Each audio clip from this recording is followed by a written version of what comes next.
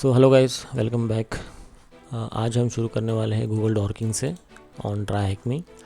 और बेसिकली इस मॉड्यूल में ये सर्च इंजन्स, इंडेक्सिंग, क्रॉलर्स के बारे में हमें एक्सप्लेन करेगा और हमें इसका आंसर भी देना है। तो फर्स्ट क्वेश्चन तो ये है कि गूगल एक सर्च इंजन है और सर्च इंजन एक नॉर्मल चीज़ नहीं है। इसके बैकएंड में बहुत सारी चीज़ें चलती है जो हमें पता ही नहीं है।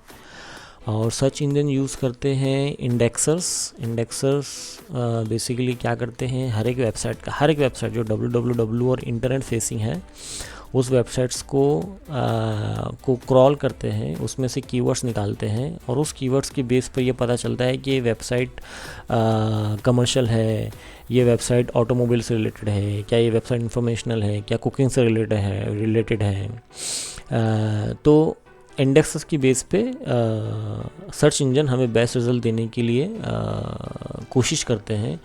और ये सर्च इंजन्स यूज़ करते हैं क्रॉलर्स या स्पाइडर्स, जो हम नेक्स्ट चैप्टर में अभी पढ़ेंगे। ठीक है, तो इसको ओके कर देते हैं। इधर कुछ आंसर देना नहीं है तो बता नहीं, इसने करेक्ट तो बोल दिया है।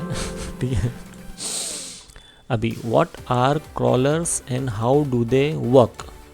सो बेसिकली क्रॉलर्स एक तरह का प्रोग्राम है। जैसे कि आप विजुअलाइज में जाते हैं, इसको ज़्यादा पढ़ते नहीं हैं, क्या पढ़ लेना चाहिए, एक बार पढ़ ही लेते हैं। These crawlers discover content through various means on being by pure discovery, where a URL is visited by the crawler and information regarding the content type of the website is returned to the search engine. In fact, there are lots of information modern crawlers scrap, but we will discuss how this is used later. Another method crawler used to discover content is by following any and all URLs found from previous crawled websites, much like a virus in the sense that it will want to traverse spread to everything it can. Let's visualize something. The diagram below is a high level abstraction of how these web crawlers work. Once a web crawler discover a domain such as mywebsite.com, it will index the entire content of the domain, looking for keywords and other miscellaneous information, but I will discuss this miscellaneous information later. Okay, ये for example it is like a virus. उसको बस पूरा spread होना है, पूरी websites में देखना है एथिकल वे में। तो वो ये होता है ना यार, एथिकल और हैकर के बीच में पतली लाइन होती है, उसको क्रॉस कर दिए तो आप हैकर भी बन सकते हो, एथिकल हैकर भी बन सकते हो। तो यही है वो बेसिकली। तो क्रॉलर भी कोई भी वेबसाइट की पूरी डिटेल इन्फॉर्मेशन गैदर करता है, उसको कीवर्ड्स लेता है, उसको इन सर्च इंजन्स अपने इंडेक्सिंग में कर डालते हैं। जैसे कि ये सर्च इंजन है, ये सर्च इंजन, ये क्रॉलर है। तो सर्च इंजन क्रॉलर एक्टिवेट करने के बाद ये माई वेबसाइट, ये डोमेन्स पर सर्च किया, जो डोमेन इसके पास है उसको छोड़ दिया, पर जो डोमेन इसके पास नहीं है, फॉर एग्जांपल mywebsite.com, इसको न्यू डोमेन मिला जो इसके इंडेक्सिंग में नहीं है। तो ये क्रॉलर ने इसमें से ढूंढा mywebsite.com के वेब कंटेंट में गया, पूरा वेब कंटेंट पूरी लाइन बाय लाइन सर्च कर रहा है। उसके बाद dictionary of content such as keywords and images is recorded by the crawlers. तो ये क्रॉलर इस वेबसाइट के ऊपर के जितने भी कंटेंट है उसमें से डिक्शनरीज जो भी हैं, जितने भी कीवर्ड्स है, जितनी भी इमेजेस है, सबको रिकॉर्ड कर रहा है इसके इंडेक्स में। फिर वो कीवर्ड्स ले रहा है उसमें से कि Apple, banana, pair. For example इस वेबसाइट फ्रूट से रिलेटेड है तो वहाँ पर एप्पल, बनाना, पेयर ही मिलता है या उसके बारे में इंफॉर्मेशन है, तो उसने कीवर्ड निकाल लिया।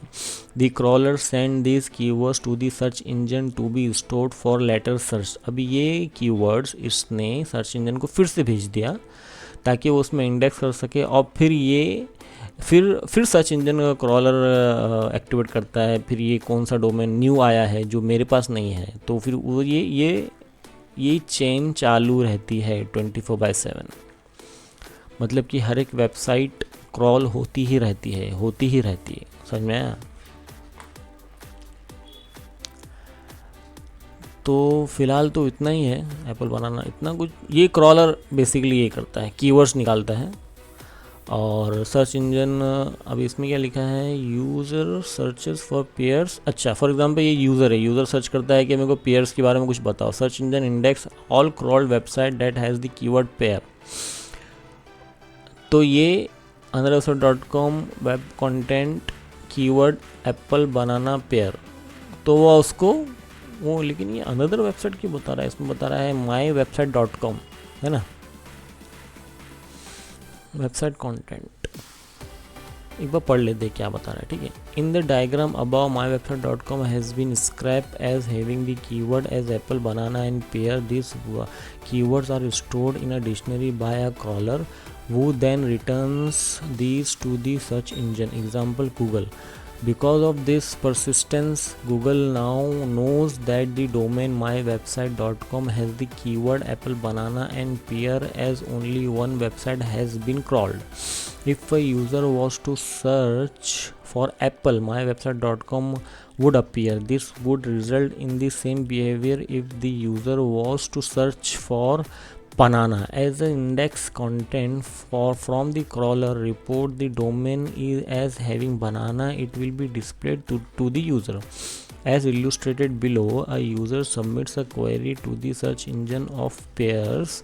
Because the search engine only has the content of one website that has been crawled with the no or the keyword of peers, it will be the only domain that is presented to the user. I think ये इसको थोड़ा मैं simplify करता हूँ। For example ये first ये search engine है, दुनिया का फर्स्ट सर्च इंजन है और ये दुनिया की फर्स्ट वेबसाइट है mywebsite.com। तो ये सर्च इंजन ने क्रॉल किया ओनली दिस वेबसाइट को और इसमें से कीवर्ड निकाला एप्पल बनाना पेयर और ये क्रॉलर ने सर्च इंजन में डाल दिया। उसके बाद से इसके पास से कोई वेबसाइट नहीं है क्योंकि ये दुनिया की फर्स्ट वेबसाइट है और ये दुनिया का फर्स्ट सर्च इंजन है। अब फॉर एग्ज़ाम्पल ये यूज़र फर्स्ट है, फर्स्ट टाइम जो इंटरनेट यूज़ कर रहा है और वो पेयर सर्च करता है, तो ये अनदर वेबसाइट आप भूल जाओ, उसको मिल रहा है mywebsite.com ही इसके सर्च इंजन में आएगा डायरेक्टली, क्योंकि उसने पेयर्स के बारे में ढूंढा है और इसके सर्च में डायरेक्ट mywebsite.com आ जाएगा, क्योंकि ये mywebsite.com से क्रॉलर ने पूरे कंटेंट को सर्च करने के बाद उसके कीवर्ड निकाला है एप्पल बनाना पेयर। अगर यूज़र पेयर सर्च करता है तो अल्टीमेटली उसको mywebsite.com का वेबसाइट की लिंक ही उसको मिलेगी। तो ये है चेन रिएक्शन। अब ये सर्च इंजन आया, क्रॉलर आया, ये क्रॉलर ने पूरा डोमेन से ढूंढा कि कौन सा न्यू डोमेन है, उसको मिला mywebsite.com। mywebsite.com के वेबसाइट कंटेंट्स में वो गया, कंटेंट्स में जाके उसने कीवर्ड एप्पल बनाना पेयर निकाला, उसकी URL देखा, अनदर वेबसाइट। हाँ, अभी ये वेबसाइट है एप्पल बनाना पेयर, लेकिन इस mywebsite.com पे एक वेबसाइट URL है anotherwebsite.com।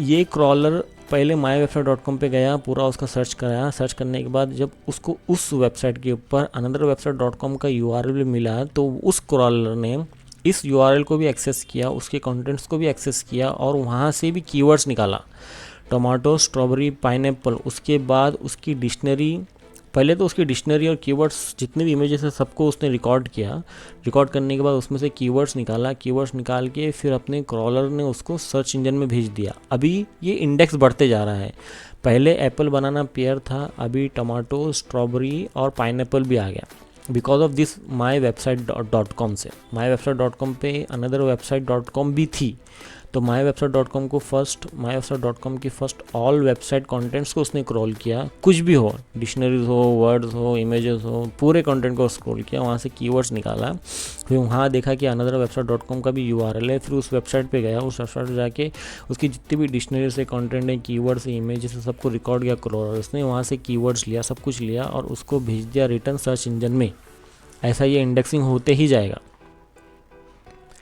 समझ में आया? अभी एक रिकैपिंग कर लेते हैं। So the recap, the search engine now has knowledge of 2 domain that have been crawled, ठीक है, mywebsite.com, anotherwebsite.com। तो अभी सर्च इंजन के पास इस क्रॉलर की वजह से mywebsite.com और anotherwebsite.com दोनों वेबसाइट का इंडेक्सिंग है।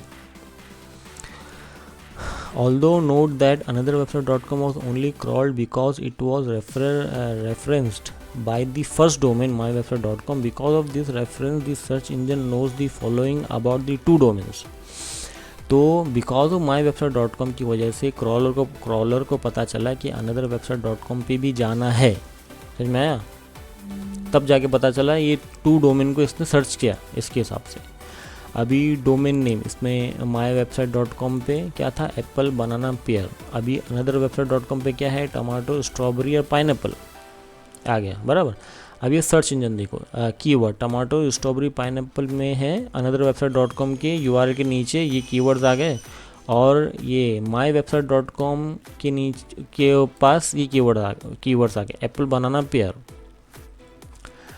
Now the search engine has some knowledge about keywords. Say if a user search for pair, the domain my website will display as it is the only crawl domain contains pair. तो ठीक है, फिर अभी user का pair ढूंढता है तो उसको myWebsite.com मिलेगा, myWebsite.com। अगर स्ट्रॉबेरी ढूंढता है तो अनदर वेबसाइट.com मिलेगा। सिंपल इज़ दैट, ठीक है। So this is great, but imagine if a website had multiple external URLs, as they often do. They will require a lot of crawling to take place. There's always a chance that another website might have similar information as of that another website crawled, right? So how does the search engine decide on the hierarchy of the domain that are displayed to the user? In the diagram below, in this instance, if the user was to search for keywords such as tomatoes, which website 13 contains, who decide what website gets displayed in that order? क्या बात है। For example अब ये banana apple banana pair से, जैसे कि myWebsite.com है, अभी myWebsite.com पे एक अनदर वेबसाइट.com URL मिली, अनदर वेबसाइट.com पे एक और एक URL मिली थर्ड वेबसाइट.com, उसकी वेबसाइट पे और एक URL मिली फोर्थ वेबसाइट.com। लेकिन एप्पल बनाना पेयर और टमाटोज स्ट्रॉबेरी और पाइनएप्पल ये हर एक वेबसाइट के अंदर कॉमन है। तो जब यूज़र सर्च करता है स्ट्रॉबेरी के बारे में तो उसको तो वो किस हिसाब से वो रैंक करेगा यूज़र के वेब पेज पे कि कौन सी वेबसाइट पहला बताना है, कौन सी सेकंड बताना है, तो यहाँ पर बता रहा है seriously. This is a great imagine, ठीक है। Content okay. अब ये सर्च इंजन है, सर्च इंजन पे कीवर्ड है टमाटर strawberry pineapple, apple banana pair. तो एप्पल बनाना पेयर के लिए ओनली वेबसाइट 4.com है, लेकिन टमाटो स्ट्रॉबेरी पाइनएप्पल के लिए वेबसाइट 1, वेबसाइट 2, वेबसाइट 3 तीनों है। A logical presumption would be that website 1, 2, 3 would be displayed, but that's not how real world domain work and or are named. So who or what decide the hierarchy well? इसके बारे में तो इसको भी अभी तक उसने एक्सप्लेन नहीं किया है, पर देखेंगे, बड़ा अच्छा एग्जांपल है। अब ये टमाटो स्ट्रॉबेरी पाइनएप्पल अगर वेबसाइट 1, 2, 3 के पास भी है और एप्पल बनाना पेयर वेबसाइट 4 के पास है, तो अगर फॉर एग्जांपल यूज़र सर्च करता है टमाटोज़, तो इसको बेसिकली सर्च में 1, 2, 3 तीनों आनी चाहिए वेबसाइट, और एप्पल बनाना पेयर करता है तो सिर्फ ये वेबसाइट 4 आना चाहिए, ठीक है। तो लॉजिकली तो अपन कर सकते हैं, देखते आगे मिलता है तो ठीक है, नहीं मिलता है तो इतना लॉजिक तो बराबर बैठ रहा है इसमें, ठीक है। Name the key term of what a crawler is used to do. This is known as the collection of resources and their locations. Name the key terms of what a crawler is used to do. So crawler जो करता है, ये crawler को use क्यों करते हैं website search engine क्या करने के लिए, इंडेक्स करने के लिए। तो देखते हैं, इंडेक्स डाल के देखते हैं, है ना। इंडेक्स उतने वर्ड का है भाई, करेक्ट आंसर, ठीक है। And what is the name of the technique that search engine use to retrieve this information about website. तो क्रॉलर है ना, क्रॉलर्स चेक बोल रहा है, चेक क्या बोलता है भाई, क्रॉलर नहीं, एक minute. What is the name of the technique that search engine use to retrieve this information about website, ठीक है। क्रॉलर यूज होता है इंडेक्स बनाने के लिए, सर्च इंजन यूज करते हैं इंडेक्सिंग से डेटा रिट्रीव करते हैं अबाउट द वेबसाइट। इंडेक्सिंग मेरा भाई, इंडेक्सिंग आया मेरा भाई, ये भी नहीं हो रहा है। The answer provided not in English, may be not in English.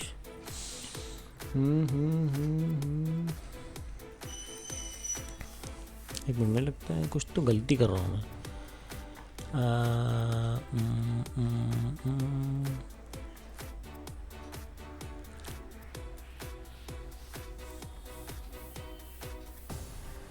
Let's see, crawlers attempt to traverse terms. एक बार फिर से देखते, एक बार क्वेश्चन सही से पढ़ते हैं, मुझे लगता है कुछ तो गलती हो रही है। What is the name of the technique that search engines use to retrieve this information about website? Use to retrieve,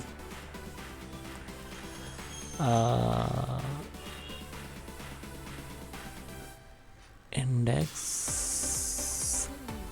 crawling है क्या? एक मिनट, क्रॉलिंग की स्पेलिंग गलत किया मैंने, थोड़ा कंफ्यूज हो गया ना मैं।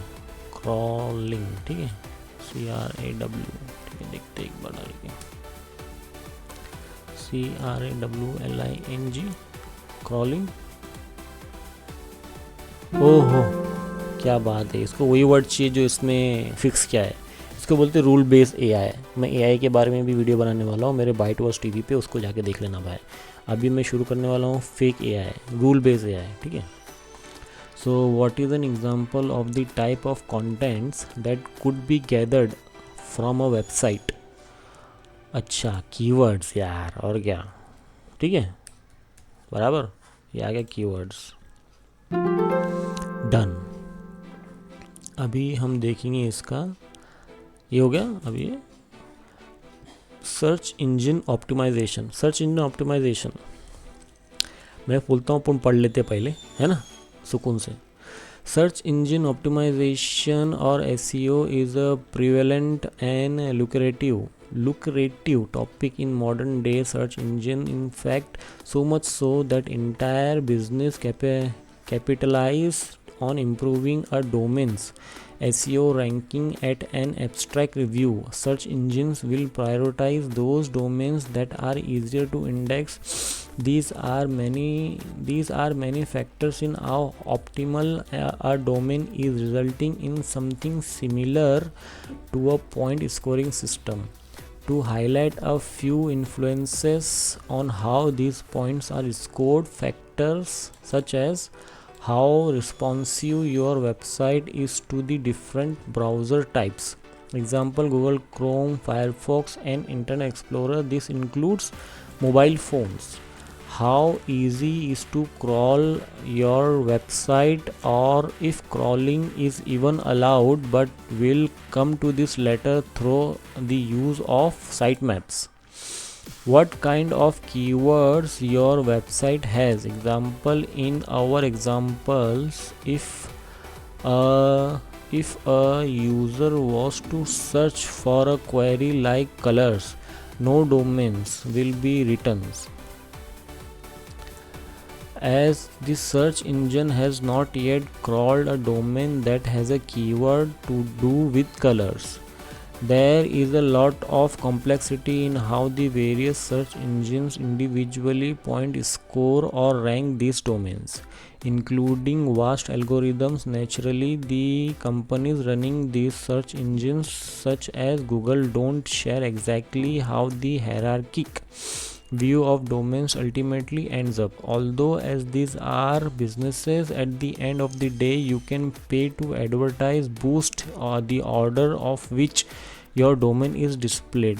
The various online tools sometimes provided by the search engine providers themselves, will show you just how optimized your domain is. For example, let's use Google Site Analyzer to check the rating of TryHackMe. ओहो, तो अभी क्या हो रहा है भाई पता है? सर्च इंजन ऑप्टिमाइजेशन, ये SEO, आपने SEO सुना होगा। तो फॉर एग्जांपल, अगर कोई वेबसाइट है, उसको अपने वेबसाइट को फेमस बनाना है, तो जो बंदे लोग, जो यूज़र्स लोग नॉर्मली ज़्यादा सर्च करते हैं, उस कीवर्ड्स को आपकी वेबसाइट में होना बहुत ज़रूरी है, ताकि वो गूगल के अंदर, गूगल के टॉप 10 वेबसाइट या टॉप 20 वेबसाइट्स के अंदर रैंक करे, ताकि आपकी वेबसाइट पे ट्रैफिक ज़्यादा है। तो ये ऑप्टिमाइजेशन है। अब इसने क्या बोला है, अगर अपने को चेक करना है कोई भी वेबसाइट का SEO ranking, search engine optimisation, ताकि वो गूगल के टॉप सर्चेस में रैंक करे, तो उसको हम कैसा चेक करेंगे कोई भी वेबसाइट के लिए? तो हमें पहले जाना है गूगल साइट एनालाइज़र के ऊपर। यार ये तो बहुत सिंपल पेज है, अच्छा है, वेरी गुड। अभी tryhackme.com पे जाना है, तो tryhackme.com यहाँ से उठाते हैं ना। ये मैंने tryhackme.com उठाया, देखते इसका पेज कितना SEO फ्रेंडली है। अभी मैं इसमें डाला, सॉरी, एनालाइज करके देखते इसमें आता है क्या। Running analysis page speed, large content paint 9.5, पता नहीं क्या है। Core web vitals assessment failed report for 16 Jan, ठीक है। तो ये फेल्ड क्यों है यार। कोर वेब, अच्छा मोबाइल के लिए, डेस्कटॉप के लिए देखो पहले यार। अच्छा डेस्कटॉप के लिए फेल है। Core web vitals assessment failed, large content paint LCP interaction to next paint INP cumulative layout shift. ये सब कब करेंगे अपन, जब SEO अपन ऑप्टिमाइजेशन देखेंगे, पर अपन तो इसमें देख नहीं रहे ना। तो ये डायरेक्ट हम उसका एक समरी देखेंगे। Diagnose performance issue, performance 32%, accessibility 90%, best practices 16%, SEO 92%। Performance values are estimated and may vary. The performance score is calculated directly from this matrix. Performance 32%, first contentful paint index। तो यार 90% accessibility आया हुआ है इसका यार, मतलब चलो अच्छा है। 32% का वो कुछ तो लोचा है, और ये 92% SEO, ठीक है ना। 92% SEO, अच्छा सॉरी SEO आया ना, SEO सर्च इंजन ऑप्टिमाइजेशन 92% पे आया हुआ है, देखो सर्च इंजन ऑप्टिमाइजेशन। चलो ठीक है, मोबाइल के लिए कितना है SEO, ये भी 92% पे ही है। गुड, चलो ये तो समझ में आ गया, ठीक है। SEO कर सकते हैं, तो 39 ठीक है बराबर। एक्सेसिबिलिटी ये थोड़ा अप डाउन होते जाता है, तो ये पुराना रिजल्ट है। करंट रिजल्ट तो मैंने आपको बता दिया, ये करंट रिजल्ट है इसमें। जैसे कि पूरे वेबसाइट का देखेंगे तो ये है, ठीक है। Performance, accessibility, best practice, SEO। अभी according to this tool tryhackme has the SEO rating of 85, no it is 92, okay, as of 14/11/2022 बराबर। तो अच्छा है, बहुत पुराना है यार ये। That's not too bad, and it will show the justification as to how the score was calculated below on the page. But who or what regulates these crawlers? Aside from the search engines who provide these crawlers, website web server owners themselves ultimately stipulate what content crawlers can scrape. Search engines will want to retrieve everything from a website, but there are a few cases where we wouldn't want all of the content of our website to be indexed. Can you think of any? How about a secret administrator login page? We don't want everyone to be able to find that directory, especially through a Google search. Introducing robot.txt। ओहो भाई, आ गया है main चीज़, robot.txt। इसके बारे में बताऊंगा यार, मैं बताऊंगा। तो पहले इसका आंसर देते हैं। आंसर दी फॉलोइंग क्वेश्चन, ठीक है। Use the some SEO checkup tools alternately tryhackme Google dorking, ठीक है। ये क्या है SEO चेकअप टूल्स, कुछ बताता है क्या। अच्छा ये आया, अभी गूगल डॉकिंग का देखते हैं। tryhackme करें ना, अभी गूगल डॉकिंग का देखते हैं क्या बताता है।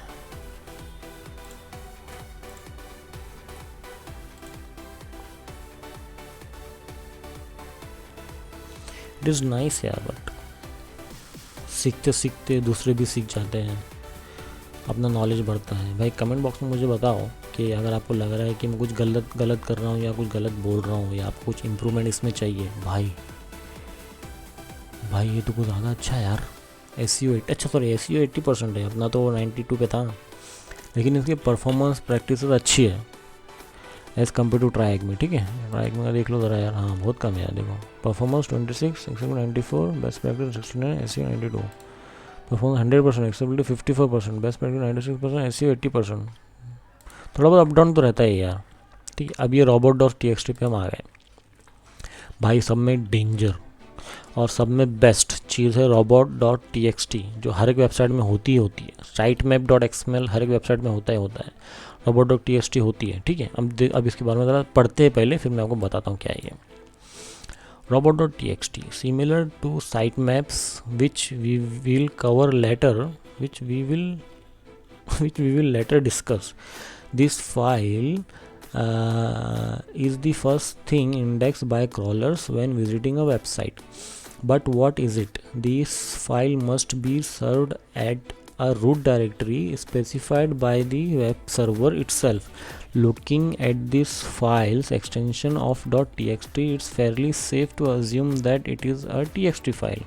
The text file defines the permissions the crawler has to website. The text file defines the permission the crawler has to website. For example, what type of crawler is allowed. For example, you only want Google's crawlers to index your site and not MSN. Moreover, robot.txt can specify what files and directory that we do or don't want to be indexed by the crawler. A very basic markup of a robot.txt like the following. क्या बात है भाई. अब इसमें क्या है पता है, robot.txt में आप ये बता सकते हो कि भैया कौन सा page crawler search engine crawlers के ज़रिए से क्रॉल होना चाहिए, कौन सा पेज सर्च इंजन क्रॉलर्स के ज़रिए से क्रॉल नहीं होना चाहिए. और अगर आप मैं बोला ना आपको कि मल्टीपल सर्च इंजन है यहाँ पर. अब फॉर एग्ज़ाम्पल आपको चाहिए कि सिर्फ गूगल का ही सर्च इंजन बॉट है, वो ही आपके वेबसाइट को क्रॉल करे, तो आप वो यूज़र एजेंट में जाके आप वो भी बता सकते हो कि सिर्फ गूगल को ही बोलो कि हमारा सर्च इंजन हमारे वेबसाइट को अपने इसमें इंडेक्स करे या क्रॉल करे. इंडेक्स करे क्रॉल करे दोनों एक ही है. या अगर स्टार डाल दिया आपने तो जितने भी वेबसाइट जितने भी सर्च इंजन हैं उनके क्रॉलर्स आपकी वेबसाइट पे जाके उस वेबसाइट में क्या क्या क्रॉल करना है क्या क्या नहीं करना है वो इस robot.txt से देख लेंगे. सब में बेस्ट है भाई, सब में बेस्ट थिंग है. ठीक है. यूजर्स एजेंट अलाउ क्या करना है, site map http website.com sitemap.html. ठीक है. अभी ये वाला देखते हैं. Here we have a few keywords function. User agent specify the type of crawler that can be indexed your site. The asterisk being a wildcard allowing all user agent. ठीक है. Allow specify the directory or file that the crawler can index. Disallow specify the directories or files that the crawler cannot index. Very good. Sitemap provide a reference of where the sitemap is located. Improve SEO and previously discussed will come to sitemap in the next task. तो भाई ये SEO के लिए एक बहुत बेहतरीन चीज़ है अगर आप sitemap का भी रेफरेंस अपने robot.txt में डाल देते हो. ठीक है. In this case any crawler can index the website. The crawler is allowed to index the entire content of the website, क्योंकि इसने डायरेक्ट रूट डाला है. तो रूट में उसने बोला है कि जितने भी मेरे वेबसाइट के पेज है सबको क्रॉल करो, पेजेस हैं. The site map is located in this one. ठीक है. साइट मैप जो भी है वो रूट में ही अवेलेबल होता है. रूट जैसे कि mywebsite.com/sitemap.xml. ठीक है. अभी say we wanted to hide directories or files from a crawler, robot.txt work on a blacklisting basis, especially unless told otherwise. The crawler will index whatever it can find. तो for example इसमें देखो अगर user agent क्या डाला है आपने, star डाला है, तो जितने भी सर्च इंजन की क्रॉलर्स है इसको स्क्रॉल करेंगे. Disallow by super secret directory को अलाउ, मतलब mywebsite.com के बाद जो /super secret डायरेक्टरी करके एक है वेबसाइट जो इंटरनेट में अवेलेबल है, जो कि सिर्फ हम एक्सेस करेंगे. इसको क्रॉल करके पूरी दुनिया को मत बताओ कि हमारे पास ये वेबसाइट है.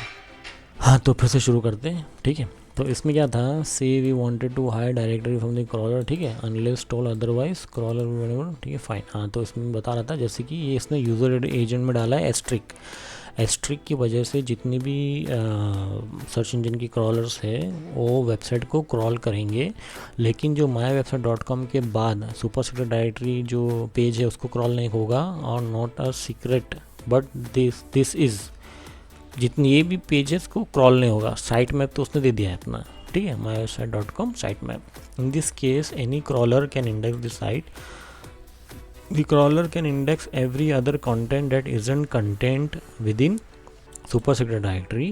Crawler also know the differences between subdirectories, directory and files such as in the case of the second disallow not a secret but this is, ठीक है।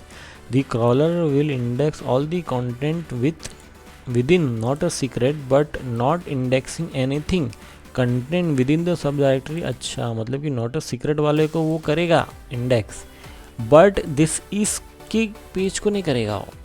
समझ में आया?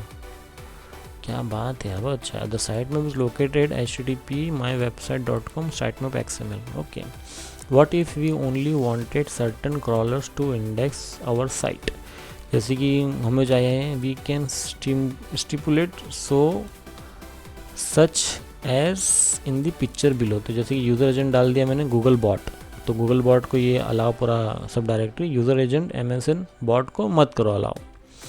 ऐसा क्यों करेंगे यार, हम तो यार यहाँ स्टार ही डालेंगे, गूगल कोई करके मतलब क्या है, सब तरफ होना चाहिए, है ना। In this case the crawler Google bot is allowed to index the entire site allow, the crawler MSN bot is not allowed to index the site disallow. How about preventing files from being index. अभी भाई ये भी important है, देखो Google robot.txt में ये सब कर सकते हैं। विल्स्ट पता नहीं क्या है, you can make manual entries for every file extension that you don't want to be index. Every file extension, अभी जितनी भी, फॉर एग्जांपल अभी आपकी कोई फाइल एक्सटेंशन है और आप नहीं चाहते हो कि वो क्रॉलर इंडेक्स करे, तो आप उसको भी कर सकते हो यार, आपको प्रोवाइड करना है। जैसे कि आपने डाल दिया है root*.ini और ये डॉलर, उसके आगे भी कुछ भी होगा तो, जैसे कि देखो any crawler can index this site, however the crawler can not index any file that has the extension of ini। कोई भी फाइल star.ini जितनी भी रहेगी फाइल टाइप, वो उसमें से उस फाइल टाइप को कभी क्रॉल ही नहीं कर पाएगा। एनी डायरेक्टरी सब डायरेक्टरी यूजिंग कुछ भी, मेन रूट डायरेक्टरी हो या सब डायरेक्टरी हो, because of this dollar sign, कोई भी डायरेक्टरी में से वो उसको इंडेक्स कर ही नहीं पाएगा। This site map is located at http://mywebsite.com site आ जाती है, ये साइट में उसने डाल दिया उसको, ठीक है। Why would you want to hide a ini file for example, well file like this contain sensitive configuration details, can you think of any. हाँ, जैसे कि इसमें ना ini में है ना कॉन्फ़िगरेशन डिटेल्स हो सकता है, कॉन्फ़िगरेशन डिटेल हो सकता है, कॉन्फिडेंशियल डिटेल हो सकता है, जैसे कि CONF जैसी फाइल रहती है उसमें भी कॉन्फ़िगरेशन डिटेल रहती है। अब ये देखते हैं, अब इसके आंसर देखते हैं, ठीक है। Where would robot.txt be located on the domain, तो मैं बताता हूँ ना भाई कहाँ रहता है, ठीक है। अब मैं लिखूँगा ABLOG, ठीक है, .com/ इसमें रहेगा भाई, देखो सिंपल सी बात है, रोबोट्स रहेगा .txt। भाई जम रहा है, चेक करो ज़रा इसको भाई, करेक्ट आंसर है, ठीक है।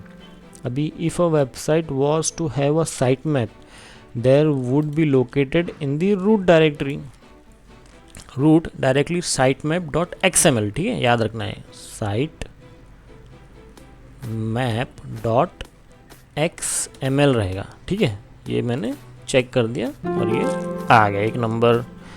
अभी इसके बाद how would we only allow Bing bot to index the website, तो उसमें क्या था यूज़र एजेंट, ठीक है। जैसे कि मैंने यहाँ डाला यूज़र एजेंट, ये स्पेस नहीं है यार, एजेंट नहीं, कुछ गलत कर रहा हूँ मैं, इसको देखते हैं। अच्छा, user dash agent, sorry, user dash agent colon Bing bot डाल देने का इसमें, ये डाल दिया मैंने बिंग बॉट, ठीक है। ये मैंने चेक करो इसको भाई, ये भी आंसर करेक्ट है। अब इसमें क्या लिखा है, how would we prevent a crawler from indexing the directory. अच्छा, इसको वो करना है तो अपनों को यहाँ करना पड़ेगा disallow,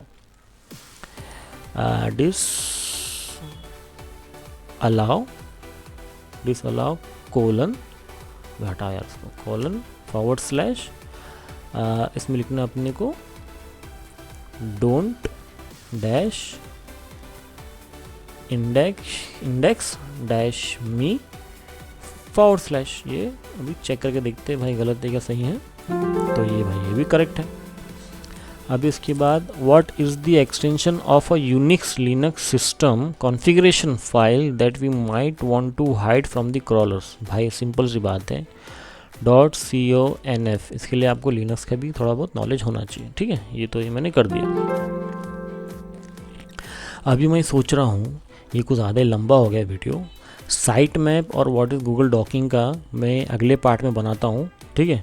thank you so much guys for watching. बहुत बड़ा वीडियो हो गया है, पूरा देखना है यार, बहुत इन्फॉर्मेशनल है। मुझे तो बहुत मज़ा आया, होपफुली आपको मज़ा आया होगा। और कमेंट बॉक्स में आप डालो कि आपको कुछ इम्प्रूवमेंट चाहिए या मैं कुछ गलत कर रहा हूँ या कुछ इम्प्रूवमेंट करना है तो मुझे बताओ यार, ठीक है। थैंक यू सो मच यार, चलो बाय।